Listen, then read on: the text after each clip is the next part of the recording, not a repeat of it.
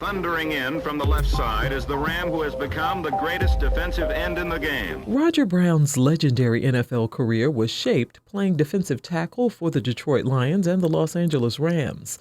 During his 10 years in the NFL, the Surry County, Virginia native was selected to the Pro Bowl 6 times. At 6'5" and 300 pounds, Brown wreaked havoc on the field. I know when I came into the Lions, I would have paid them to play. His most memorable game was on Thanksgiving Day in 1962 when Detroit played Green Bay. Brown sacked quarterback Bart Starr 7 times. As Roger Brown roars in on Bart Starr, forcing him to fumble. Brown was named Outstanding Defensive Lineman that same year. He was traded to the Los Angeles Rams in 1967, where he played 2 seasons before retiring.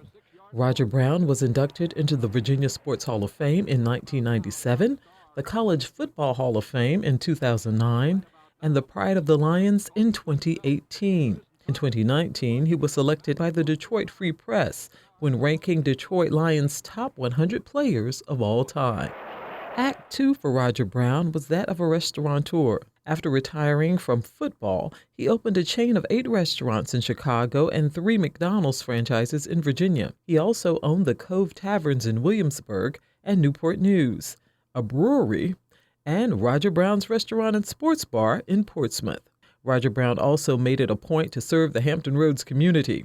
Over the years, he was involved in roughly 20 area organizations, boards, and partnerships, including serving as founder of the Black McDonald's Owner-Operator Association, president of the Southside Boys and Girls Club, and fundraising chair for the Ronald McDonald House Children's Charities. Roger Brown is survived by his wife, Catherine, of 28 years, his children, grandchildren, great-grandchildren, and many friends.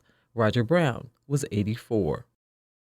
6 days after Brown's death, another legend left us, actor, director, and filmmaker Melvin Van Peebles.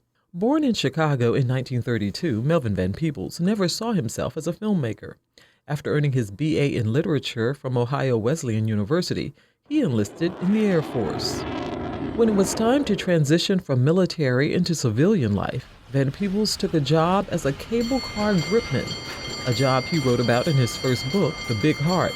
But it wasn't until a passenger recommended he become a filmmaker that he wrote, directed, and produced 2 short films. The first, 3 Pickup Men for Herrick, which was followed by the film Sunlight. When Hollywood rejected his films, he got an invitation from Cinematheque to come to France. The French saw my films and they declared me a genius. And I said, well, wow, finally somebody who understands me. Van Peebles moved to France, taught himself French, and took several journalism jobs until he was ready to apply for his director's license. It took 9 years, but then he cranked out his first feature-length film, The Story of a 3-Day Pass, a story about a black soldier who falls for a white woman while stationed in France. These are some of the guys from the base. Hello?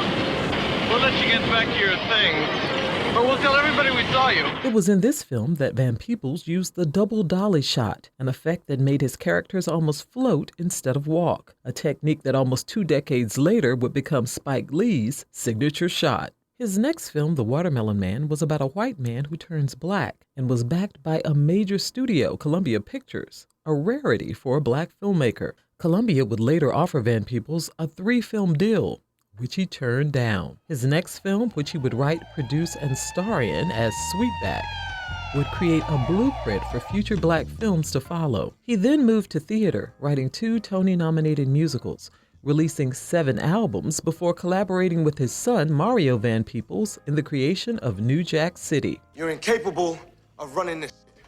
Sit your $5 down before I make change.